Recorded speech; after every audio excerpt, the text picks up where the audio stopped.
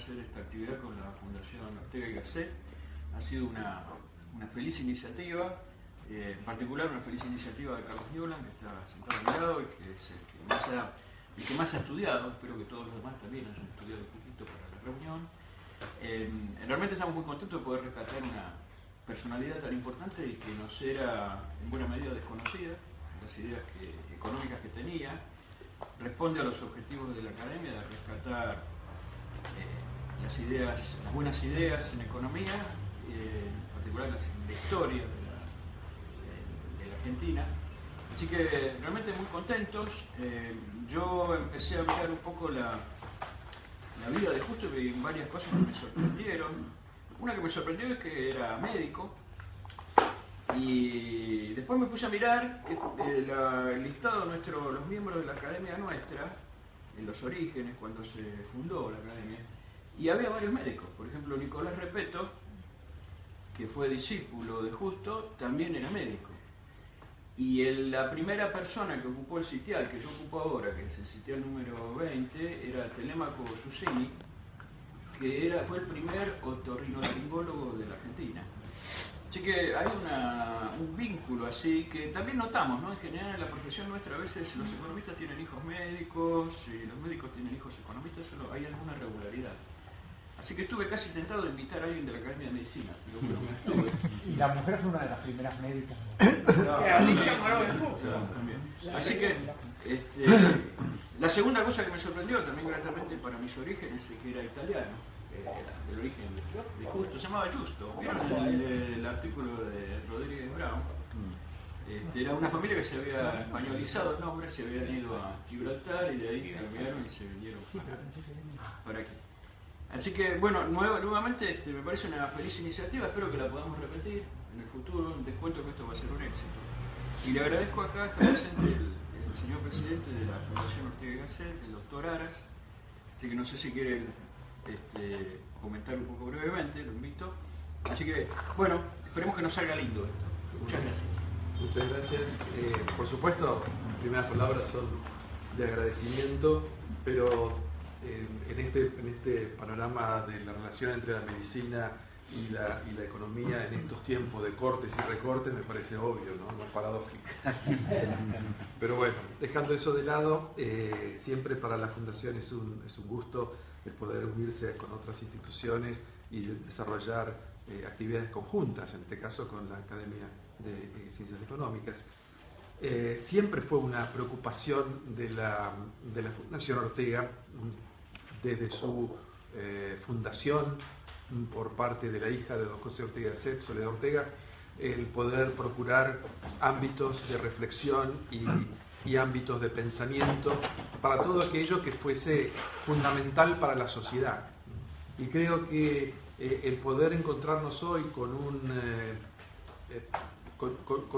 alguien que en la historia argentina ha desarrollado, por supuesto, una labor política muy importante, pero verlo desde ese costado económico me parece que es una invitación a la reflexión como la que nos gusta hacer. Ortega mismo tenía esta preocupación por los asuntos económicos y un testimonio de esa preocupación es que él, cuando en muchos de sus proyectos editoriales, como fue el Diario El Sol, la Revista de Occidente, tiene que tratar sobre la economía, busca una persona, Luis Olariaga, que pudiera ser su interlocutor en eso. Olariaga formado en Inglaterra, y lo manda a la Argentina justamente a que tenga varias veces un contacto directo con la Argentina, y producto de ese contacto sale este número de la Revista de Occidente del año 1925, en donde Olariaga, a instancia de Ortega, publica un artículo que se llama Impresión de la Argentina en un economista. Así que después en el diálogo seguramente les voy a leer algo de esto, que es muy interesante porque, insisto, es un artículo escrito en 1925 y tiene mucha actualidad para nosotros. Dicho esto, entonces, les agradezco a todos el haber aceptado esta invitación, a la Academia, por supuesto, ser el anfitrión en ella, Y por supuesto voy a dejar a Carlos Müller el uso de la palabra para que nos cuente cuál es el sistema de participación que vamos a tener en este seminario. Buenas tardes a todos. Primero unos agradecimientos. Quiero agradecer especialmente a Inés Viñuales, directora ejecutiva, que nos está funcionando de oyente en esta primera sesión, pero nos ha apoyado y está trabajando desde la Fundación para implementar estos seminarios, así que gracias Inés, y gracias al personal de la Academia también, que nos ha facilitado con su ayuda, a Susana Saboya, a Patricia Cáceres, que nos están permitiendo llevar a cabo este evento. Esto que estamos haciendo acá, en realidad estamos copiando una metodología que es de los Liberty Fund, muchos de ustedes han participado. Una cosa que desorienta es que no tiene ningún objetivo concreto, ni de producir actas, ni de producir una conclusión, ni de producir un acuerdo final. Esto es simplemente la invitación a leer un texto y a discutirlo. Cuando el año pasado se hizo esto mismo sobre filosofía, se hizo Ortega y Gasset, este año se decidió hacer economía y nos pareció, fue mi propuesta, que era interesante leer a Juan B. Justo. Juan B. Justo hace poco se inauguró el monumento. Si ustedes van ahí en Juan B. Justo y Santa Fe, en la esquina, van a ver un monumento nuevo a Juan B. Justo y en las paredes van a ver todo lo que hizo Juan B. Justo, médico, periodista, cooperativista. Ni una mención de que escribió ni opinó nada de economía. Es una faceta de él que ha sido en buena medida olvidada, y especialmente olvidada por los que serían sus seguidores políticos actuales o el Partido Socialista, que más bien sienten un rechazo a este tipo de pensamiento del que estamos leyendo. Entonces, quizás es sorprendente que aún los que estamos en el ramo de la historia económica no lo habíamos leído a Juan B. Justo, aún los que estamos en la historia monetaria, muchos no lo habíamos leído, así que es una invitación para leer. Pinedo en el 65, en esta academia, está publicado en los anales, escribió un artículo sobre Juan B. Justo. Y lo que él dijo en ese momento me parece, hace 50 años, más de, ahora están cumpliendo los 90 años de la muerte, lo que él dijo, Juan B. Justo formó a varios miembros de la academia. Su círculo inicial, aunque algunos se pelearon con él, pero está Raúl Prebisch, está Pinedo, está Yoldi y está Repetto. Y lo que dice Pinedo ahí dice que puede ser que en muchos temas Juan B. Justo se equivocara desde el punto de vista económico, pero lo que tiene gran vigencia, por eso el artículo de Pinedo se llama Pensamiento de Juan B. Justo y la actualidad, es que los temas que planteó siguen vivos en Argentina. Si pensamos el tema de la posibilidad de descontrol monetario, si pensamos el tema de la corrupción, si pensamos el tema del proteccionismo, o de lo que él llamaba industrias artificiales, y las industrias subsidiadas, son todos temas que son vigentes. ¿Cómo funciona esto? Primero hay que marcar que esta es una reunión interdisciplinaria. Acá la mayor parte son economistas, pero también hay politicólogos, filósofos, nos está faltando un historiador, alguna gente más vinculada al periodismo, aunque también a la docencia, otros a la actividad privada y otros a la investigación. Por lo tanto, la discusión puede tener varios niveles: un nivel general, interdisciplinario, un nivel especializado, tratando los temas de Justo, o una meditación sobre los temas que planteó Justo en la Argentina de hoy o en la historia. Este tipo de reuniones no funciona con un guión ni una temática. Lo único sí funciona con un orden que se ha visto funcionar. El primero es que, digamos, el dictador acá soy yo, en el sentido que yo doy la palabra, porque se ha visto que hay que evitar los diálogos entre personas si no están dirigidos. Entonces, la idea es que todos los que quieran hablar, más o menos, se trata de lo posible que sean intervenciones relativamente cortas y se puede intervenir todas las veces que quieran, levantan el dedo y yo les otorgo la palabra. Tengo una lista de espera. Ahora puede ser que alguien quiera comentar sobre lo que dijo el otro, entonces hay una segunda lista, una rama, y me hacen así, entonces les doy la palabra. Como todo sistema humano en Argentina se degenera, pronto dejan de haber dedos así, son todos así. Pero bueno, espero que los que quieran hacer un punto nuevo lo hagan. Así que dicho eso, vamos a tener dos sesiones. Pensamos terminar eso de las 5, hacemos un corte para café. En la primera, lo único, trataremos de hablar más de los temas monetarios, y en la segunda de los otros temas. Casi todos son escritos de Justo, salvo este informe parlamentario, del cual la Comisión Justo era presidente y está Justo inspirando, aunque no lo escribió. Es muy interesante leer el informe entero. Así que... me participé, el dedo así es 1 minuto, el dedo así son 5. Sí, no hay una... Yo fui moderador de varios, eso depende de lo que diga él, pero se supone que las intervenciones tienen que ser cortas, y las intervenciones así son cortitas, son comentarios. Tratemos de que todo fluya, la idea es que fluya el debate y que no tengamos que cortar ninguna intervención, que no es la idea. Es simplemente, a veces me puedo saltear un punto, si alguien no opinó y va a opinar por primera vez, podemos dar la palabra Generalmente estas reuniones duran 3 días o 2 días y medio. Entonces, todo lo que se dijo, mucho de lo que se dijo ya se dijo en las primeras sesiones. Como acá es corto, pienso que vamos a poder funcionar bien. Así que, ahora entonces, ¿quién?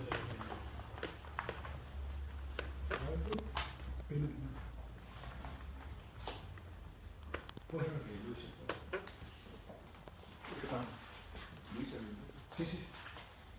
Osvaldo empezar. Como la fundación que ostenta el nombre de José Ortega y Gasset tuvo la iniciativa de organizar este evento para debatir la moneda de Juan B. Justo, me resulta irresistible hacer notar una curiosa asimetría entre estos dos pensadores.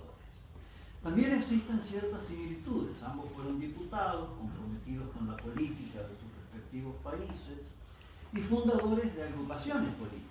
La agrupación al servicio de la República, en el caso de Ortega, y el Partido Socialista Obrero Argentino, en el caso de Justo.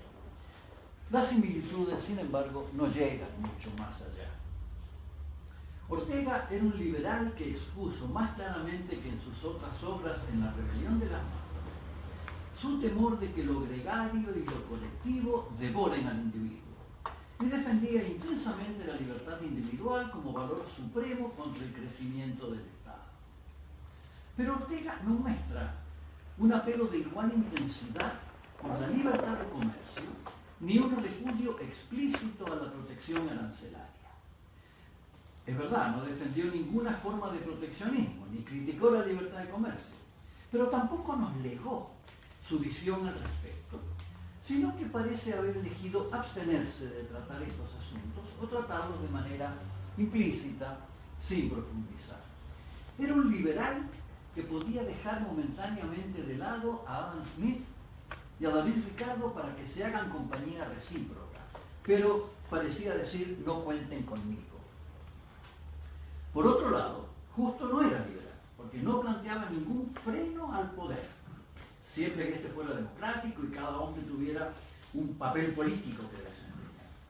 Sin embargo, era un socialista devoto de Smith y Ricardo. Escribió el 7 de abril de 1894, en el primer editorial de La Vanguardia, que los socialistas argentinos iban a difundir las doctrinas económicas de Marx, Ricardo y Smith. Cierro comillas. Pedía desde el Congreso la derogación de los derechos de aduana. Las aduanas alejan y aíslan a los pueblos, decía, y denunciaba la doctrina arcaica mercantilista.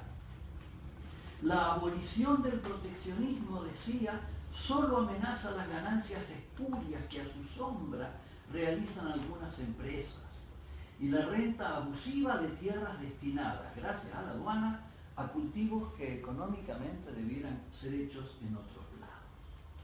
Eso es en Internacionalismo y Patria, páginas 26, 28, 95. Aquí hay una reminiscencia, la encuentro yo, una reminiscencia de la definición de proteccionismo de Marx. Marx definía el proteccionismo como un sistema artificial para fabricar fabricantes. Eso está en el Capital, página 946. Por supuesto, ya sabemos que Justo hizo la primera traducción del alemán del Capital.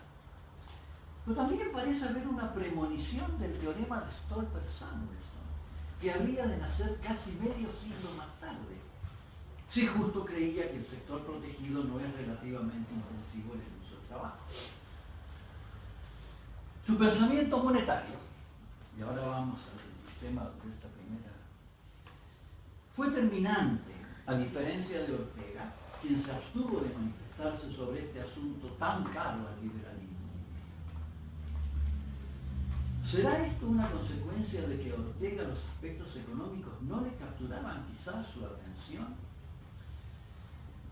El pensamiento monetario de Justo, expresado en la moneda, sería hoy calificado de monetarista neoliberal, sea lo que fuere que esto signifique, o copiado del Fondo Monetario. Juan B. Justo se apegó irrestrictamente a la idea que el papel moneda creado por el Estado sirve para dar un medio circulante con economía para la comunidad que se libra de costear el desgaste del numerario metálico reemplazado por ese papel moneda. Página 25 de la moneda. Milton Friedman no lo hubiera dicho de mejor manera. Su propuesta de 1948 de un sistema monetario consistía en una reforma del sistema que elimina la creación y destrucción privada de dinero al mismo tiempo que el control discrecional de la cantidad de dinero por la autoridad monetaria. Eso es el Monetary and Fiscal Framework, junio del 48. Nada en la moneda de Justo sugiere, ni remotamente, que la creación de papel moneda por el Estado sirva para moderar los ciclos económicos, redistribuir ingresos, promover el pleno empleo. ¿Sabía acaso Justo que la curva de Phillips, tomando debidamente en cuenta las expectativas, es vertical? ¿Lo sabía? En cambio, Justo escribe: la moneda sana de oro o de papel convertible a la par debe también ser un postulado obrero internacional, sobre todo en países como los de Sudamérica, donde el envilecimiento de la moneda es todavía uno de los procedimientos preferidos para intensificar la explotación del trabajador. El idioma es explosivo. Eso está en Internacionalismo y Patria, páginas 175, 176. Ningún propósito en lo concerniente a la moneda puede ser más importante que la estabilidad del valor de la moneda, ya que, comillas, el envilecimiento de la moneda favorece a todos los deudores y puede convenir mucho a los disolutos señores de una oligarquía. La moneda rebajada despoja, en cambio, a los acreedores, y para el precio trabajador que no tiene deudas y espera el pago de sus salarios, ha sido siempre una calamidad. Página 21. Osvaldo, te dejo un minuto más. Un minuto. Después que puedo volver a dar. Después no preguntas de nuevo, pero sí, déjame terminar en un minuto. Bueno, en homenaje a la brevedad que Charlie me está pidiendo, voy a pasar a una pregunta que yo me hago salteándome otras partes del texto de Justo. ¿A qué se puede deber que asignar el sistema? Esta es mi pregunta y no tengo la respuesta. Confío en ustedes para tenerla. ¿A qué se puede deber que asignar al sistema monetario exclusivamente la defensa del valor de la moneda sea en nuestros días considerada una propuesta liberal en vez de socialista, opuesta al progresismo, cualquiera sea el significado del progresismo, y opuesta a los trabajadores? ¿Qué cambió en las 8 o 9 décadas posteriores a Justo para que su propuesta fundacional del Partido Socialista se considere ahora carente de sensibilidad social? Tengo una conjetura, si me permitís, Charlie. Mi conjetura es la siguiente. El envilecimiento de la moneda que atacaba Justo tenía el propósito de deteriorar deliberadamente el salario en beneficio de una disoluta oligarquía, decía él, y de la burguesía industrial y agrícola, y por eso la atacaba como un procedimiento para intensificar la explotación del trabajador. En cambio, en nuestros días, el envilecimiento de la moneda, para usar la expresión de Hugo, él hubiera dicho emisión en exceso de las necesidades monetarias del mercado. Fíjense con qué precisión lo decía. Aumenta más la oferta que la demanda. Eso es lo que es increíble. En nuestros días, este envilecimiento tiene otro propósito que lo hace aparecer engañosamente como un procedimiento idóneo para atender asuntos de alta sensibilidad social. Porque es un procedimiento para financiar el déficit del gobierno. Incurrir en múltiples gastos, entre los cuales hay exceso de funcionarios, transferencia a través de planes sociales, jubilaciones sin aportes, subsidios de toda índole, estas causas del déficit y por ende de la emisión excesiva y el envilecimiento de la moneda se consideran ahora favorables al proletariado. Y oponerse a ellas equivale a proponer el ajuste sin sensibilidad social, en vez de apoyar el gradualismo, que atiende los asuntos de alta sensibilidad social a través del envilecimiento de la moneda. Nunca sabremos si el envilecimiento de la moneda, con los justificativos usados en nuestros días, hubiera sido aceptado por justos o rechazado. No lo sabemos, porque es una conjetura que nos la hacemos hoy. Claro que sí sabemos los resultados que ha tenido en nuestro país, independientemente del propósito por el cual se lo ha cometido. Muy bien, gracias. Les voy a comentar algo también de Justo y cómo se generó y las cosas que hizo. Sabemos que se graduó de medicina en la Universidad de Buenos Aires, que le dio una beca con la cual pudo viajar a Suiza y a Austria, donde continuó sus estudios, al mismo tiempo que se iba interiorizando de los movimientos socialistas que había en Europa. Cuando regresó, en realidad ocupó un cargo de profesor de clínica quirúrgica y en la facultad era también jefe de sala en lo que era en ese momento el Hospital de Crónicos, que sería el actual Hospital Ramón Mejía. A pesar de eso, se dedicó a muchas otras cosas, sus ideas están vinculadas a cantidad de campos. En el año 1894 fundó el diario La Vanguardia. Debe destacarse que el nombre fue elegido como símbolo del socialismo científico, defensor de la clase trabajadora, y ese fue el rol que él siempre quiso asumir, defensor de la clase trabajadora. El diario La Vanguardia se sigue publicando en forma digital, y entonces les voy a leer textualmente lo que decía el primer editorial de La Vanguardia. A veces uno encuentra ciertas relaciones con algunas de las cosas que pasan en la actualidad. Decía: hay que construir una alternativa política al pillaje y la plutocracia. Los Pereira, los Unzué, los Udaondo, tan ricos que no tendrían por qué robar, son hoy los preferidos por los altos puestos políticos por los otros ricos, cuya única aspiración política es que sus vacas y ovejas se multipliquen sin tropiezos. En el año 1896 fundó el Partido Socialista, que lo llamó Partido Socialista Argentino.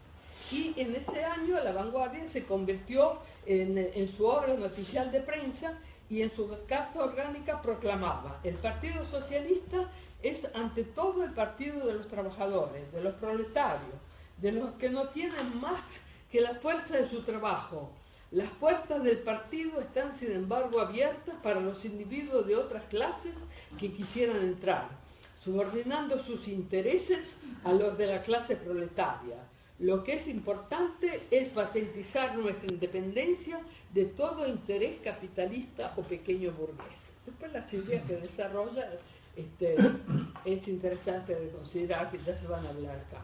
Sabemos que tradujo el Capital de Marx en el año 1894, pero también en los años siguientes fundó la cooperativa El Hogar Obrero, la Biblioteca Obrera, la Asociación Obrera de Socorros Mutuos. Fue diputado y senador nacional por 15 años hasta su fallecimiento en 1928. En 1927, un año antes de su muerte, inauguró la Casa del Pueblo, donde se dictaban clases nocturnas a los trabajadores. Había una gran biblioteca y un salón de conferencia.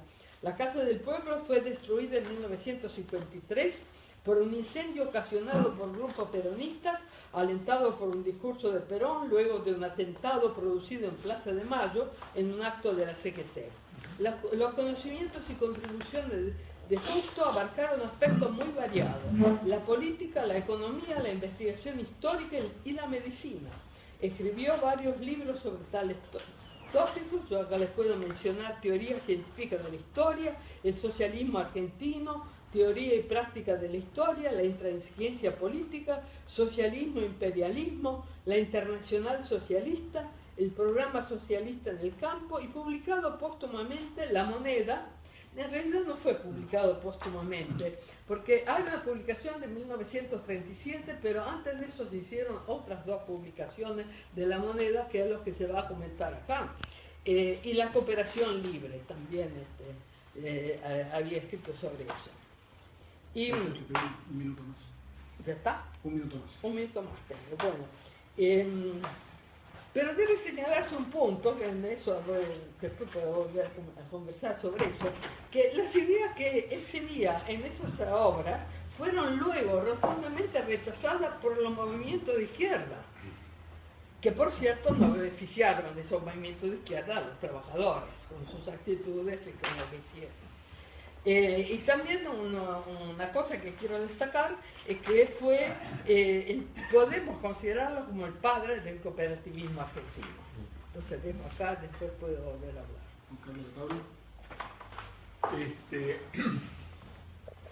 La primera cosa que quiero decir es que el texto original es de 1903, no de 1921 como decía, 1903.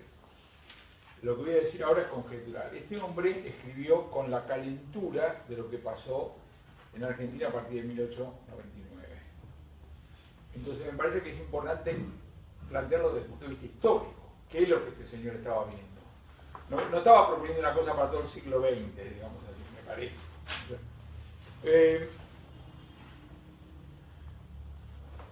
Yo había leído que la caja de conversión recién empezó a operar en 1899, cuando hubo superávit del sector externo, entonces empezó a valorizar, etc.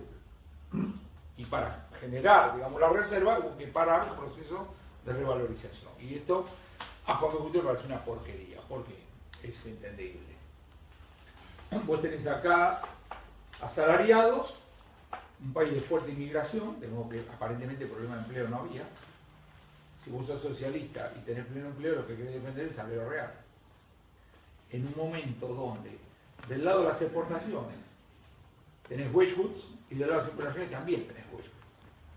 La diferencia con ahora es que ahora exportamos soja, que no comemos, y no carne vacuna, y del lado de las importaciones, las camisas las producen en Morón, y no en Inglaterra. Entonces, porque este señor está mirando un panorama donde dice, rápidamente hablando, lo único que es non tradable son los servicios del salario. Además, los asalariados son acreedores del sistema financiero, no deudores. Entonces dice, muchachos, esto está claro. Acá lo que hay que hacer es detener los procesos de revaluación. Es decir, está planteando una cuestión básicamente de redistribución de ingresos en favor de los tipos que dice, digamos así, representar. Desde el punto de vista de lo que es la cuestión monetaria, la cuestión del tipo de cambio, etcétera, etcétera. Si sirve para ahora, digamos, cosas por el estilo, etcétera, etcétera. Pero ese es el valor, digamos, que tiene. La última cosa que quiero decir, que es un aporte fundamental, está en la página 51, se alude a una cosa que ocurrió el 31 de abril de 1900. Como ustedes saben, si no les informo que abril tiene 30 nomás. Entonces dije, ¿por qué tendrá 31?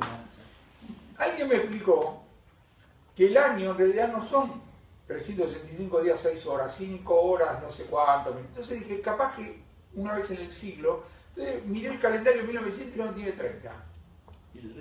Así que simplemente una curiosidad, no vamos acá a poner en juicio.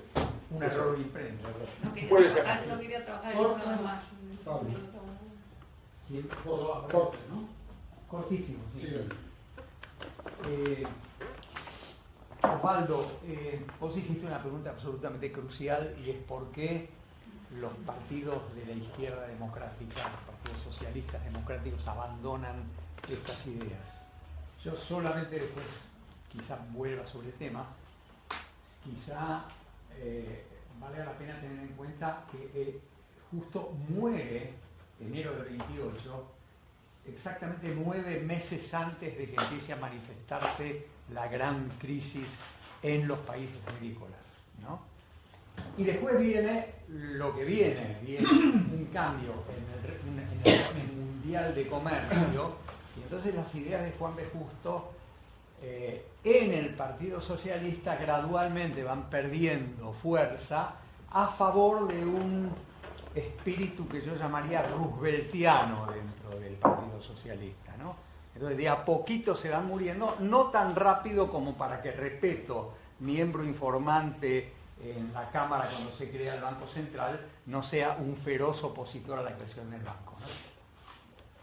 Una pequeña intervención vinculada un poquito con lo que mencionaba Juan Carlos, en el sentido que está muy claro en el autor el tema redistributivo de la inflación. Y yo diría que para oponerse también, entre todos esos factores que se mencionaron, a el hecho de una política monetaria expansiva, es que en ningún lado está presente el mecanismo que después se sacraliza con Higgs y en el libro de Patinkin, de que un aumento de M genera un aumento de peso, te baja los salarios reales y eso te mueve por la demanda de trabajo con un toque de capital fijo a producir más producto. Ese mecanismo que la política monetaria puede ser expansiva, que se convirtió en un hecho tomado como tal en los 40 o los 50, no está en Juan B. Justo. Sino que acá lo que hay es, en algunas secciones, que se lo asocia a periodos de fuerte crisis, porque venía la crisis, había venido la crisis de 1890, etcétera, etcétera. Entonces no ve ese canal de transmisión, sino lo que dice es, tiene efectos distributivos, la cantidad de dinero se canaliza a través de los bancos hacia los amigos, y por otro lado baja los salarios reales y no genera efectos en el empleo y en el producto. Entonces el mecanismo está afuera, ¿no? Sí. A propósito de su oposición a la ley de conversión de 1899, es que justo veía, página 46 de la moneda, él dice, el único propósito de esta ley es impedir que el peso de papel con el cual se pagan los salarios valga nunca más que 44 centavos de peso solo, ofreciendo al gobierno cantidades ilimitadas de un peso de papel a cambio de 44 centavos de peso de oro. Y eso es para que los señores miembros de la sociedad rural que venden a pesos oro sus novillos y sus capones, sus lanas y sus cueros, conservaran, sin nuevo esfuerzo, un gran margen de utilidad. O sea, para él la caja de conversión era una maniobra para proteger a la sociedad rural. Y posiblemente tuviera razón, no sé. Yo me permito una intervención corta sobre hasta cuándo duraría este pensamiento. Quiero decir que en el 34, Dickmann, que era el predilecto, el diputado socialista que más opinaba de economía, escribe un artículo en el Anuario Socialista, que lo tengo, defendiendo las mismas ideas de Justo, es más, de manera más exacerbada. Yo no veo que la depresión, en medio de una deflación, esté haciendo cambiar sus ideas. Se llama el artículo Las ideas monetarias de Juan B. Justo. Roberto. Sí. Yo quería ubicar esto en el marco de lo que estaba pasando, lo que había pasado en Argentina y en el mundo para entender, porque también hay distintos justos, ¿no? Está el justo de la conferencia de 1903, que es al centro socialista griego, está después de las intervenciones con la caja de conversión en 1913, es decir, hay un justo que se opone a la revaluación, que es el justo de entonces, pero hay otro justo que el 14, cuando cierra la caja, se opone al cierre de la caja porque la moneda se va a envilecer, etc. Así que hay dos momentos distintos en el pensamiento justo sobre la misma cosa, es decir, cómo es cierto de tener la revaluación del peso en 1903, cuando viene un empuje brutal de entrada de oro de las exportaciones, afectaba el salario real. Y por otro lado, cuando llega la guerra y cierra la caja, se queja y defiende la caja. Dice, esto es un desastre porque van a empezar a hacer lo mismo que hicieron siempre en este país. Y lo que hay que tener a Justo es, Justo nació en 1865, vivió unas Argentinas tan distintas. Y el justo de principio de siglo, fin del siglo XIX, es el justo que ve una experiencia continua de devaluaciones, de pérdida del poder adquisitivo, de unas inflaciones impresionantes, de corrupción, de un montón de cosas que terminan, está la crisis del 76, está el 73-76, la crisis del 90, y termina con la caja de conversión. El justo de 1913, como todo el país, y como pasó en Europa, estaba mucho más convencido de la necesidad de esa regla de atenerse al patrón negro, a la convertibilidad fija, que el justo de antes. Pero lo que justo realmente piensa, y lo que pensaban más o menos distintos sectores entonces, y eran muchos los socialistas, es que había que oponerse a lo que llamaban la política criolla. Una política de amiguismo, de favores, de arreglos, y donde en la provincia de Buenos Aires el Banco de la Provincia ha sido un elemento determinante en la posibilidad de los sectores políticos usar eso como una fuente de hacerse de recursos.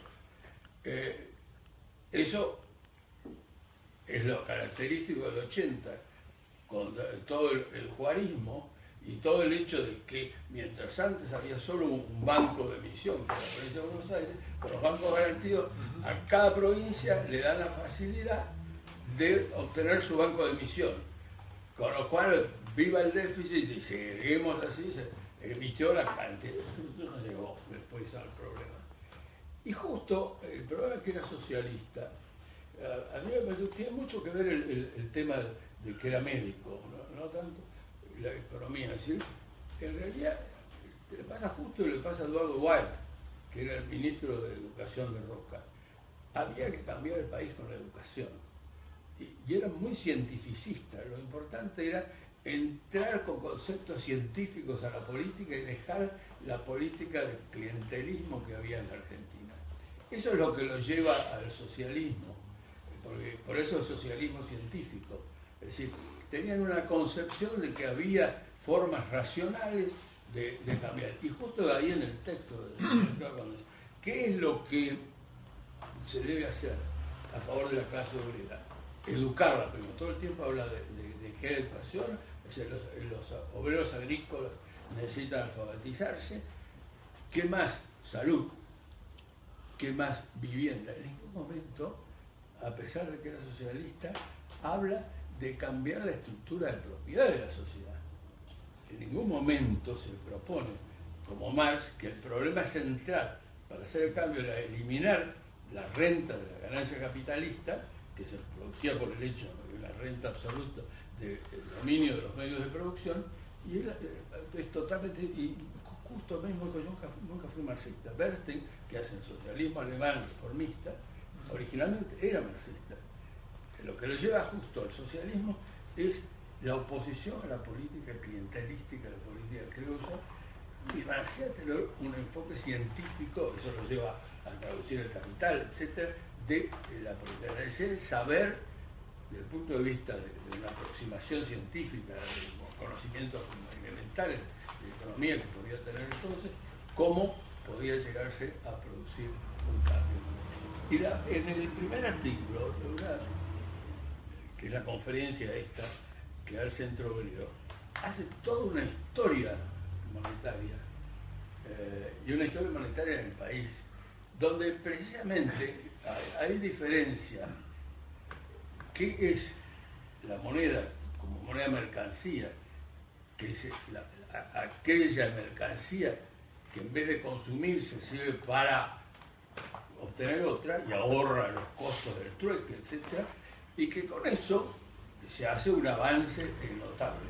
Hasta que se descubre, y ahí viene el Estado, ahí se descubre la posibilidad de que también hacer intercambiar la materia prima, el oro o la plata, la mercancía, que es más útil para usarla como dinero, no para consumirlo, porque tiene un valor estable, porque se puede distribuir, era todavía mucho más, era mejor acuñarla, y eso lo hacen desde los romanos con el denario, Y acuñándola, lo que está diciendo el Estado es que esa moneda tiene una cantidad determinada, un peso determinado, como un sistema de pesas y medidas. Y eso ahorra en las transacciones, tiene toda una utilidad económica, porque precisamente no tenemos que estar midiendo, pesando, qué sé yo cuánto, y llevando lingotes de oro para cambiarlo. Cuando hacen eso, también los gobiernos descubren que se puede hacer otra cosa con ese instrumento, esa institución que sirve para el intercambio, que es sacarle un pedacito de metálico. Y cada vez le saca más. Las monedas romanas, es decir, el denario romano, prácticamente se vuelve casi invisible si uno ve en la mano. ¿Por qué? Porque no tiene, ninguna de las monedas tiene el peso original cuyo nombre lleva. Y eso lo hacen los gobiernos. Y ahí es donde yo digo que hay permanentemente una contradicción desde el punto de vista de la utilidad que tiene el usuario, que es la estabilidad, y el uso que le puede dar el gobierno para obtener recursos propios. Yo creo que la historia del mundo respecto a eso tiene que ver con esa contradicción real. Es decir, el gobierno está tentado siempre de decir, señores, cuando yo necesito plata, ¡prum!, mando. Y esto se agrava cuando viene el papel moneda, que es otro problema. Cuando estamos hablando de demanda de dinero y de los problemas inflacionarios, una cosa tiene que ver con la moneda metálica, donde hubo inflación del metálico, como fue con la famosa revolución de precios del siglo XVI, cuando entra toda la plata americana de golpe a los mercados europeos, y otra cosa es la devaluación del signo monetario, la moneda acuñada, que tiene que ver con la depreciación, el desgaste que tiene la propia moneda. Entonces, cuando se habla de este tema hay que ver cada una de las características que tiene la moneda en distinción. Y mucho más, Adam Smith sostiene la ventaja del papel moneda porque ahorra capital que hay que tener ahí simplemente para no usarlo y usarlo como instrumento de cambio. Pero dice Adam Smith, en el Banco de Ámsterdam y en el Banco de Génova se hacen unos certificados de los depósitos que uno tiene y esos tienen un premio. Ese papel moneda tiene un premio sobre lo que dicen, porque la ventaja de las transacciones uno no tiene que estar llevando las monedas de oro o de plata. Salvo cuando empieza, y se refiere a las colonias norteamericanas, cuando empieza a hacer una emisión descontrolada con otras necesidades, cuando entonces ya pierde la utilidad económica. Eso es de Adam Smith. Y en ese sentido está la línea en que está pensando entonces Justo, que es muy distinta a lo que pasa después en los años 30. Y en los años 30, sin embargo, Justo interviene en un debate con la devaluación que hace Pinedo en 1933. Y Justo no puede intervenir en el 33. No, respeto, perdón, sí, disculpame. De repente y le dice a Pinedo, el señor ministro, cuando estaba en esta bancada socialista, opinaba distinto. Y entonces, pero el mundo, le contesta a Pinedo, el mundo era distinto. Pero efectivamente, el tema es que el mundo era, y el problema que se plantea, me parece a mí, es el problema que se plantea después de la Primera Guerra Mundial, pero sobre todo después del 30, es el tema de la deflación. Es decir, el fenómeno de la deflación era muy distinto al problema inflacionario que había afectado a la Argentina, en el mundo de los 30, que había afectado a la Argentina todo el siglo XIX. Sí, todo el siglo XIX. ¿Por qué? Porque la Argentina tenía un patrón metálico en la época colonial, que sigue hasta 1822, cuando se crea el primer banco, y después se utiliza por gobiernos que son muy débiles, que no tienen recursos, en guerras permanentes. Y eso es lo que ve y tiene la experiencia que tiene. Si nosotros tenemos todo lo que pasó durante 50 años de inflación, eso es lo que vivió Justo entonces. Ahí es todo el desarrollo de lo que estaban. Esto por ahora. Corto. Sí. Corto. Para respaldar lo que dice Roberto, que justo no era marxista, no podría haber sido marxista. Alguien que dijera, los socialistas argentinos van a difundir las doctrinas económicas de Marx, Ricardo y Smith. Eso no lo podría haber dicho un marxista. Respecto a la pregunta de por qué la inquietud es justo por la moneda, él mismo da la respuesta. Dice, pero mucho más perniciosa ha sido la influencia del envilecimiento del papel moneda sobre los salarios. Después agrega, no hay precio que tarde tanto en nivelarse con los otros como el precio del trabajo, o sea, los salarios. Los salarios eran un non-tradable, sigue siéndolo, pero en aquel entonces no había convenciones colectivas ni mecanismos de negociación, o sea, el salario iba aumentando con requerimientos casi individuales de los trabajadores, aunque ya estaban sindicalizados algunos. O sea, eso está clarísimo en todo. El otro tema que pone siempre de resalto es el peligro de la utilización del papel moneda.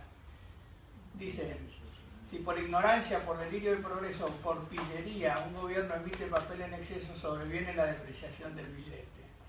Está claro. Después dice, como cualquier otro signo o símbolo, el papel moneda no sirve sino en la medida en que tiene algo que simbolizar, el oro del encaje que lo garantiza o los valores para cuya circulación sirve. Él considera el oro básicamente como una moneda y el papel moneda como una forma práctica de utilizar ese respaldo. Y dice, siempre confiando en el oro, con el respaldo en oro los tipos de cambio no pueden separarse de la par más que en el costo del transporte de oro de un país a otro. O sea, si nosotros acompañamos el libro, él habla siempre del oro y es para él la moneda por excelencia es oro, ¿no? Otro aspecto es el de la emisión del papel moneda. No existía el Banco Central cuando hace esta conferencia y había varios emisores, lo cual le preocupó a Justo. Decía, por ejemplo, un instrumento de cambio tan cómodo y tan económico como el papel moneda necesita ser manejado con inteligencia y con limpieza y se descompone fatalmente en manos de los gobiernos que las tienen torpes y sucias. Yo alcanzo a interpretar que él respetaba la emisión de papel moneda por distintas fuentes, pero con tal de que fueran serias, no torpes ni sucias, y en particular no le gustaba que fueran los gobiernos, ni las nacionales ni los provinciales.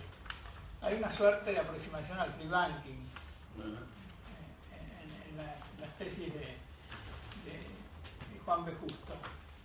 Bueno, después hay otras cosas que decir, pero la dejo. Un comentario corto. Un comentario. Primero más. No, yo quería, que a mí me llamó la atención, lo mismo que le llamó a Manuel la atención, la frase donde dice que la velocidad de ajuste de los salarios es mucho más baja que la velocidad de ajuste de los precios.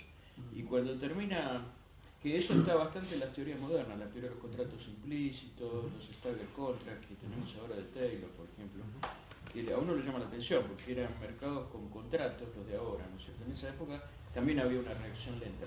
Y ahí aparecen, en la página 93, cuando termina la moneda, no sé si vieron que hay un informe de carestía, un informe sobre la carestía, y él dice, él aboga porque haya cálculos regulares del costo de vida de los trabajadores, que es como decir, bueno, mirame el IPC y con eso me ajustás los salarios. Y las otras dos cosas que resaltan, me parece que son dos cosas importantes. Uno, la educación, dice, la gente no se da cuenta porque no está educada, entonces no tiene capacidad de reacción. Y la segunda cosa es que resalta como condiciones de monopsonios locales, ¿no? Para el contrato de trabajo, en particular en las provincias, la gente tiene poca movilidad. Entonces queda capturada por el poder local y eso hace que el salario no se ajuste tan rápido como los precios. Eso es lo que A raíz de lo que dijo Manuel, Justo finaliza su obra proponiendo la adopción de un procedimiento drástico por parte del gobierno si su propósito fuera sostener un valor fijo para el peso.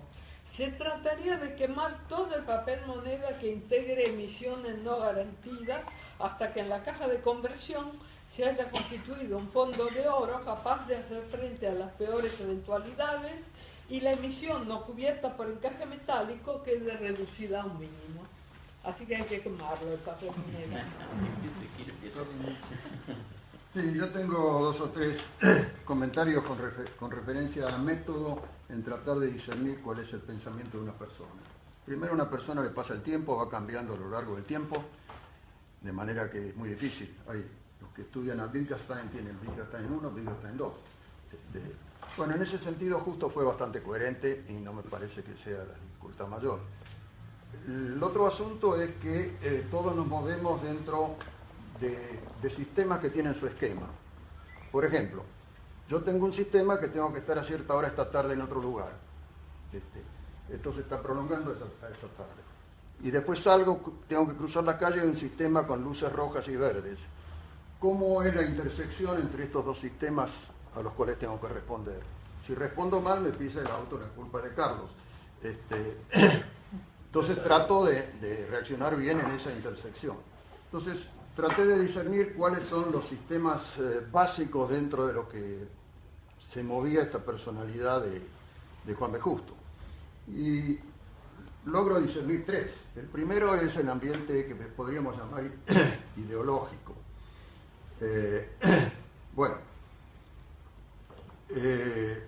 acá, si es marxista, no es marxista, parece que no fue del todo.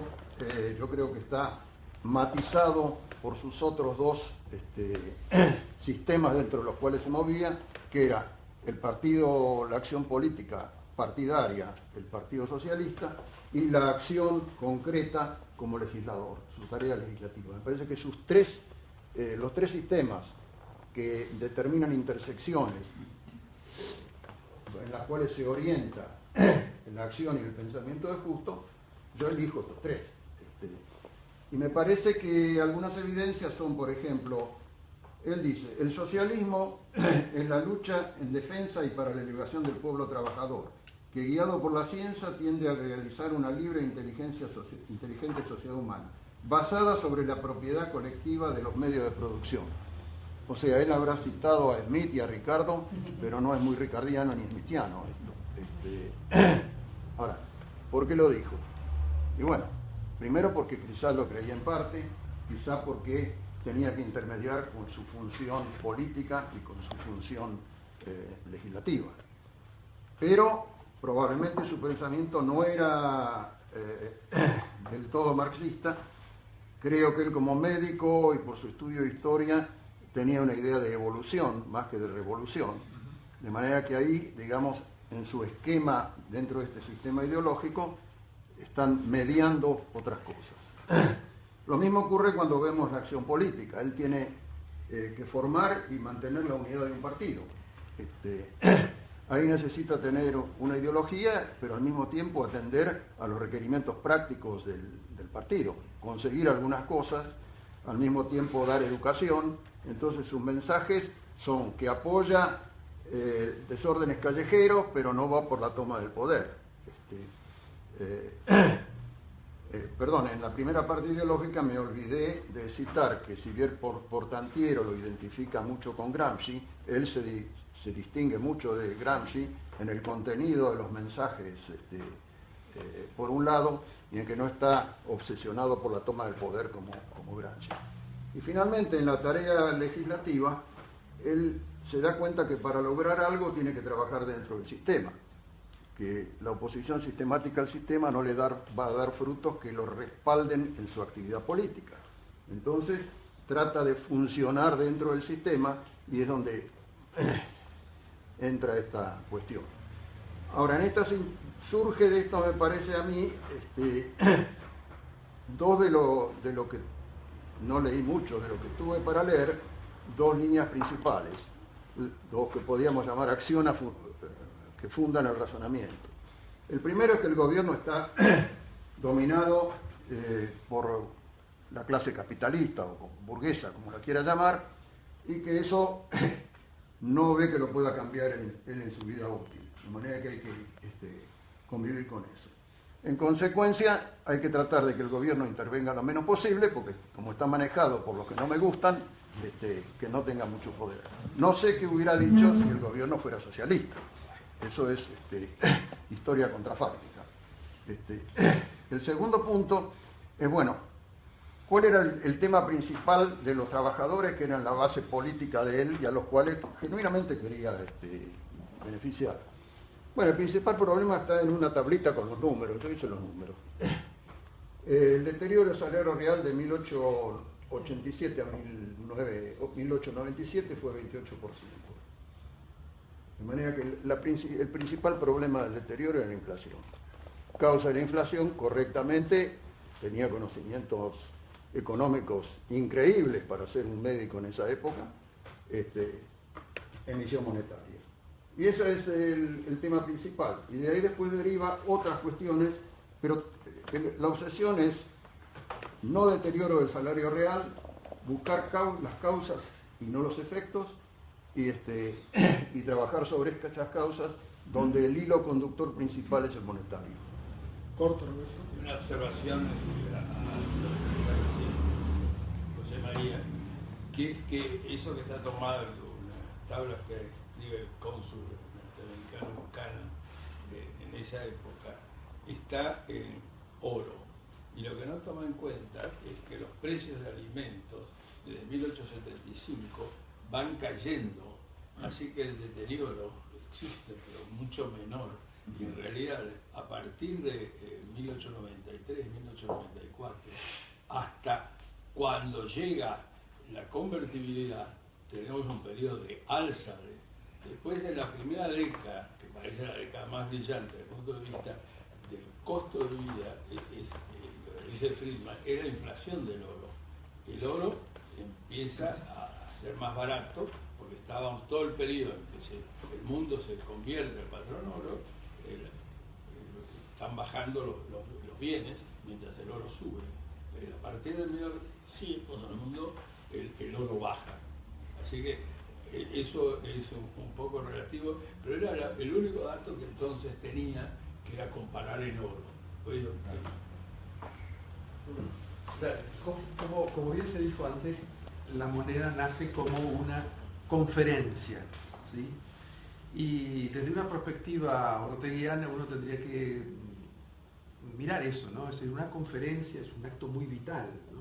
Y uno se imagina al leerlo que en muchos pasajes, ante ese auditorio calificado que lo escuchaba, tiene que haberlo aplaudido, tiene que haberlo aplaudido, y hoy mismo, ¿no? Con algunas cosas que dice, casi también lo aplaudiríamos, o por lo menos asentiríamos con la cabeza diciendo, sí, efectivamente, esto sucede, ¿no?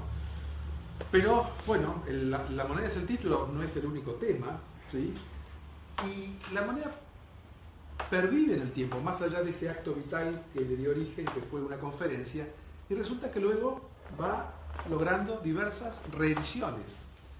La tercera reedición la hace la editorial del socialismo, que es Editorial Claridad, en el año 1923.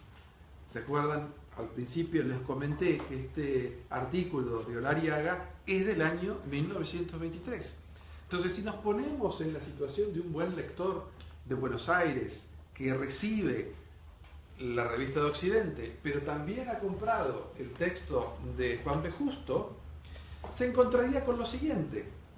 En el caso de Olariaga, leyendo la revista de Occidente, le dice: quitad los emigrantes a América y deja de ser América. ¿Qué es América sino la colonización, el crecimiento, el desarrollo, el alumbramiento fácil de nuevas riquezas? En todas partes se pueden crear riquezas, pero en ninguna con la rapidez y con la simplicidad de recursos que en América. El día en que así no ocurra, habrá que transformar el concepto histórico de América. Y siendo tan fácil crear allí riqueza, todo es cuestión de hombres, de población, de emigrantes. Tras de ellos ha acudido hasta ahora sin demora lo que hace falta para aprovechar su voluntad de esfuerzo.